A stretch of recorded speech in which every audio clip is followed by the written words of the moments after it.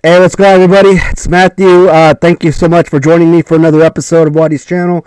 Today, we are going to move on to the Zombie Sailors Heels and Faces review videos. So, there are a lot of really fun things about this line of figures to talk about. Good thing is, it only has a couple of series thus far, so we're only looking at 2 videos, so it's not going to be anything drawn out like the previous review videos from the Mattel Retros.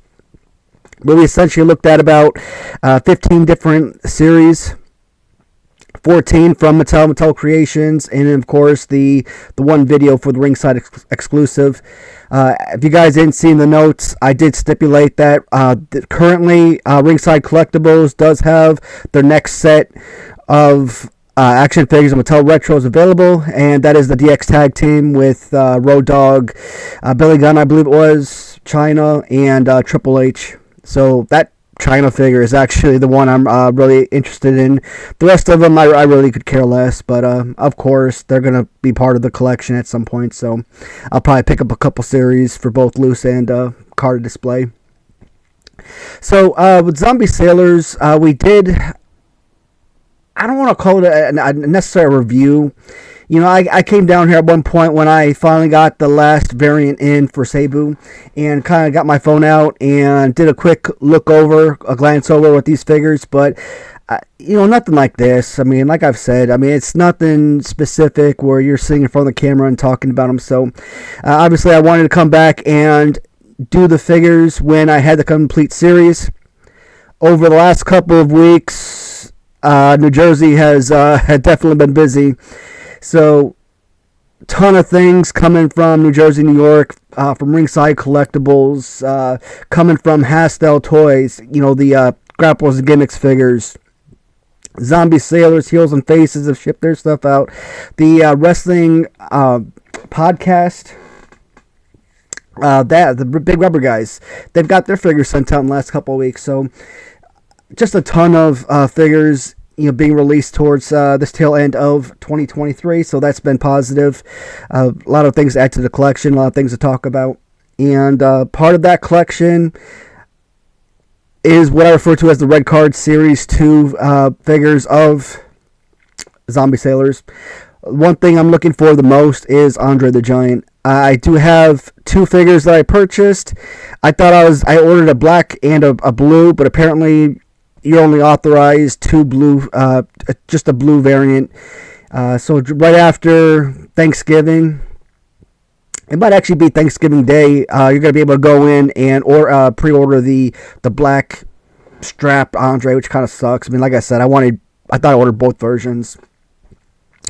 There's about twice as many figures in Series 2 than there is Series 1, so I'm trying to talk a little bit more for these figures because, you know, I'm trying to balance out the videos as opposed to trying to bring all this information up in video 2 and basically make a long video even longer.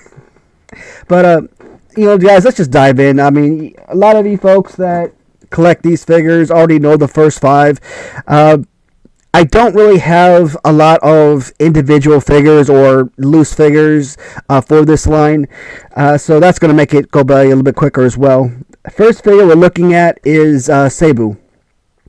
Now, Sabu is in green pants, is the original variant. This is the one that was released with the first wave of 5 figures. As we know, they later came out with a pink pants Sabu variant, and that's the figure I was waiting on for a million years, just to kind of do that little opportunity to make that video where I talked about the different figures.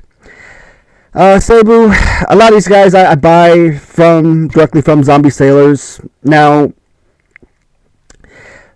occasionally when I'm bidding on stuff from eBay, what have you, I buy lots or bundles, and there might be figures in part of that bundle that I already have. So what happens? I have to resell it. So I do have a second blue trunk or green trunk Sabu that I've had listed on both eBay and Mercari for like, I don't know, it feels like since the early part of this year, and I just have not had any luck selling it. And I think if I'm able to pay down bills a little bit more, I'm probably just going to open up that box, take the figure out of the package and display him loose. And that way I'll have a loose figure to go with the carded character. Ringside Collectibles, or excuse me, with the Zombie Heels of Faces figures. I really love the back of these cards. I mean, they look so absolutely fantastic. And one of the things I'm noticing on these figures, and I don't know why these companies aren't doing this, but nobody ever lists the series number on the cards, and that's so detrimental. You know, if you're a new collector especially, and you weren't following this from the beginning, back of the card, at least they give you the figures that you need. So, I mean, that's solid. His pose, he kind of has like, you know, with the one finger up, kind of reminds me of like Sergeant Slaughter from Hasbro. So, not a big menacing object to kind of, you know, detract from play or anything for anyone who's utilizing this as a playable action figure. But, I mean, still, it's not preferable. Overall, good quality figure. I don't think I remember Sabu from childhood. And I don't know if he was like someone who was part of different organizations, maybe in and out of the WWF, or if he was someone who came in, you know, in later years after I stopped watching. I mean, kind of looking at him, he has like that old school Iron Sheik type look to it. So I was thinking he was just someone I just never saw growing up. But I didn't do research on these guys. Really, the only people that interest me from this line was Dino Bravo and the referee. So the rest of the guys, I just bought them for the collection. But I really had no interest in the characters per se. And like I said, Sabu did produce the first character with variants, and I really prefer the pink variant over the green myself. Not really questioning which one he was more familiar with. So they did change up the back of the card just slightly. Gave you that little change in photo. And of course they do the same thing on the front of the card as well. But other than that, everything else is pretty much identical. So, but that's your Sabu character. Next up is Matt Cardona. I don't know if this guy is really that ripped in real life, because god dang, I need to get on the Matt Cardona plan. I mean, it's a solid figure. I mean, what else do you want? I mean, it's kind of like your Warlord and all these other characters from Hasbro that have that body slam press fighting pose. It's not preferable. It's definitely not one I enjoy the most. This is not my favorite figure from the line, but I mean, it's a quality figure, and that's really all you can ask when you're a collector and you buy stuff like this, is to have something worth spending your money on, and I think Matt Cardona is. And what, Matt Cardona and Brian Myers and, a lot of these guys that are coming out with these, wrestling podcasts, not only with the stories of, their in-ring, locker room, stuff like that, but also they're creating figures from childhood for a lot of people. The Big Rubber Guys comes from that wrestling podcast group. And if you haven't already done so, get onto the Major Wrestling Figure Podcast and purchase your Big Rubber Guys Demolition Tag Team. They also have like Macho Man and Andre the Giant. I'm really looking forward for those because they actually did Macho Man right. But again, another character I really don't know anything about as far as history with the wrestler himself. And a lot of the time when it comes to figures like Zombie Sailors and Mattel Retros, etc., these are just characters that I've learned about because I collected the figures, because I collected said line. Otherwise, I probably never would have even heard the name Matt Cardona. I probably would have, but again, my first, I think, who was it? Is Matt Cardona and Zack Ryder the same person? I think I read that somewhere, but I don't remember. Like I said, memory shot, so. One of the worst figures of the line, not even just this series, but the entire line in general, is the Brian Myers figure, and we all know why. Absolute trash pose. With the singlet and everything, I mean, it looks like a pretty adequate figure. Brian Myers, I'm trying to think. Mark Sterling, Brian Myers, and I think the Matt Cardona from Shoot, was that Asylum figures, I believe. They kind of have like that old school Remco feel to them. And, a lot of guys, like I said, Ryan Myers, Matt Cardona, Mark Sterling, those guys always seem to be together in any kind of release. So that's pretty solid to see Brian Myers and Matt Cardona for the Zombie Sailors. Now, I do have a couple of these figures, duplicates that I had opened, and they don't have any action features. And so when I look at the back of the picture here, now it could just be just a simple drawing, but normally when I see that, I always feel like it's going to give you some kind of action, like the Hasbros and the Mattel Retros, etc. But they just don't. I just think that those graphics are put in there for the simple purpose that a lot of us are accustomed to seeing those action features on the Hasbros. And what are these mimicked after? None other than the Hasbros of your 1990s. Brian Myers looks good, but I'm looking at his hands, and they could actually be like the Mattel Retros where the hands come in like extra close. If his arms are actually spread out like the Kamala or Coco Beware, etc., figures like that, this would be an okay figure. I'm not hating on the Brian Myers. It's adequate. It's just not the pristine figure of the series, and most definitely not the pristine figure of the whole line of figures. Brian Myers. So like I said, this video is going to go by really quickly. I was considering just giving a wash of this video and just not even making Series 1, since, I technically did a review already, but I want to redo it, kind of give a more... It's not really in depth. I mean, very few of these characters will I actually know. Dino Bravo is probably one of the very few wrestlers so far that I actually watched at some point growing up. Canadian Strongman, if I recall him, his nickname. And I never watched Ted Arcidi wrestle. I don't even have like outside of the actual action figure, I don't even have like a visual of what he would actually look like in real life. And I could probably place him in 3D based on his poster and in his action figure, but I see guys like that, and I see like Mark Henry, who's supposed to be considered one of the strongest men in the world, and I'm like, nah, the man doesn't. I mean, I'm pretty sure he could probably lift several hundred pounds, but I'm like, he's just big because he's husky, He's I don't necessarily think of him as like a bodybuilder type.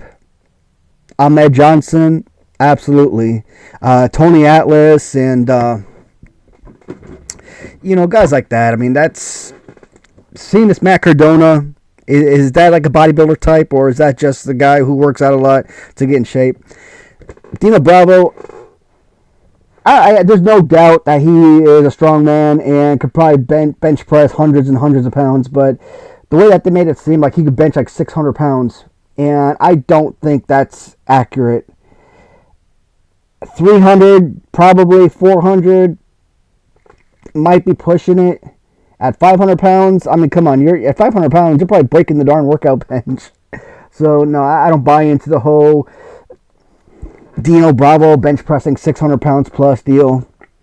Now, as I said, Dino Bravo, he is one of the very few figures I actually do have.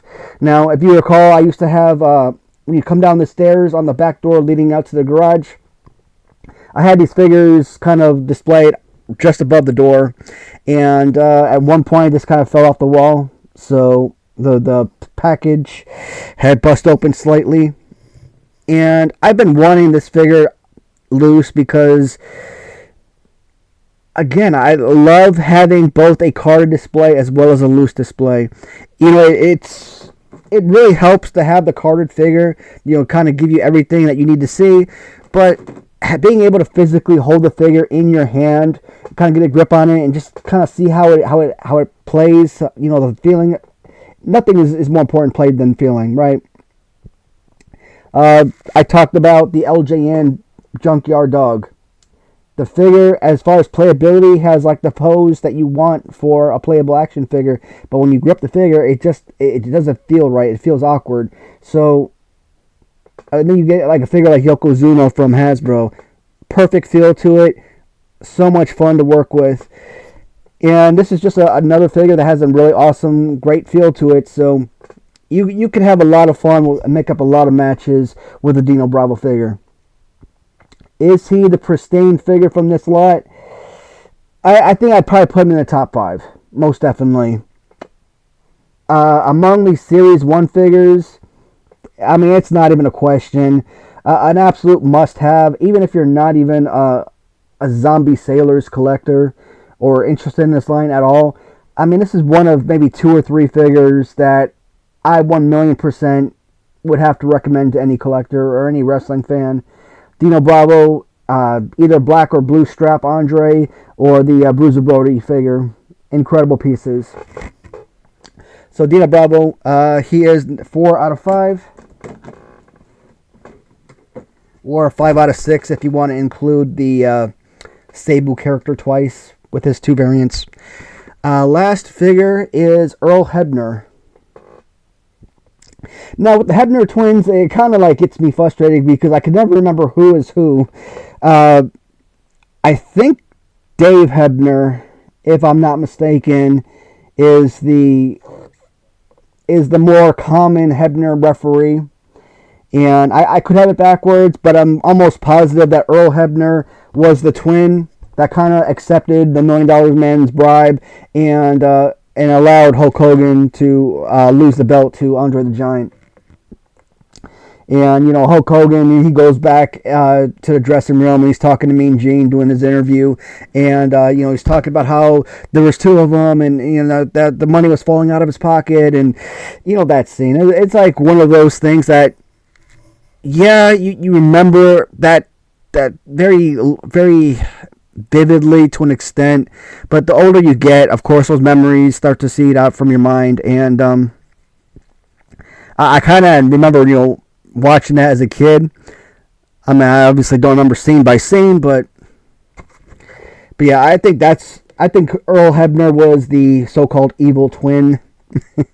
But both Earl and Dave, they were both like longtime referees, and I think Dave Hebner passed away recently, probably within the last couple years. I mean, he had to have died sometime during my collecting days, and I started collecting around August, September 2021. So he had to, so sometime within the last couple of years, I remember reading about that, and that's sad. The referee, I keep feeling like the referees always seem to have some of the best figures. The referee LJN figure is one of the best figures from Series 5. Who else has really solid? The 2 referees, or maybe there's 3, but I think there's 2 referees from the Remcos have a couple of the best figures with Curly Brown and who's the other one? Brain freeze. I can't remember who the other one was. But the couple downsides with the referee from Zombie Sailors. Now, it is a great figure. Just behind Dino Bravo for the best figure of Series 1. So this figure does come with removable hands. And not the right hand. The right hand is stays still. But, you know, you got like this little...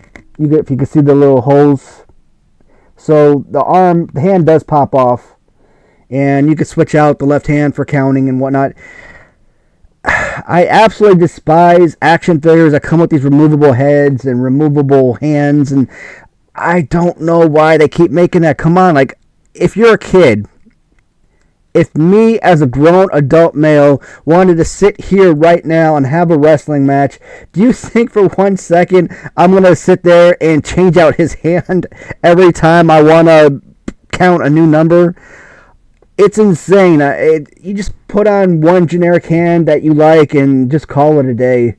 Kind of brush those extra pieces aside because you're probably never going to see them again. But Earl Hebner, and like I said, he's a good figure. And as you can see, none of these figures come with any kind of action feature or anything like that. So grapplers and gimmicks, heels and faces. That one from Rush Collectibles, I haven't gotten any of those yet, but at some point I would love to get the some of those figures in and learn about some of those characters. Cella toys. None of these lines have any action features, so at least Mattel, they kept in line with the Hasbros when they initiated their action features. But is it a bad thing? Just because when you look at these figures, you kind of expect to have that action, even if you're never going to use it. It's just nice to have. Am I going to complain about it? Not really. It's something different. Well, guys, that does complete Series 1 of Zombie Sailors Heels and Faces. What sucks, if you are interested in these figures, and my recommendation is get onto the Zombie Sailors website and subscribe to their email notifications. They will let you know when pre-orders are available and what time to go on. You're pretty much going to have to rush and buy them because they sell in like 10 seconds flat. And furthermore, if you are pre-ordering these figures and you're impatient, don't even waste your time, because it takes about a year from the time you pre-order to get these figures in. And I wish I was exaggerating by a lot, but I'm really not.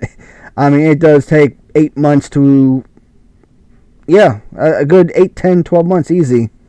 I can't even remember when I ordered these. I think December is when I ordered Series 2, maybe even earlier than that, and I just got them in a couple weeks ago, so it's insane. But the figures are definitely worth it, and there's a couple things I'm going to probably point out in the second video that I don't want to do right now, because this video is already carried on long enough. So Series 2 does contain probably twice as many figures or whatnot. I was going to wait to do the Andre, wait till I got the black strap Andre in, but I want to get these knocked out. The sooner the better, so I'm just going to show off the blue strap Andre, and just know that there is a black strap coming eventually. Well, everybody, thank you so much for watching. Please let me know if you have any questions, or if you have any information. Love to hear from you guys as always, and I will talk to you in the comments and see you in the next video. All right. Goodbye, everybody.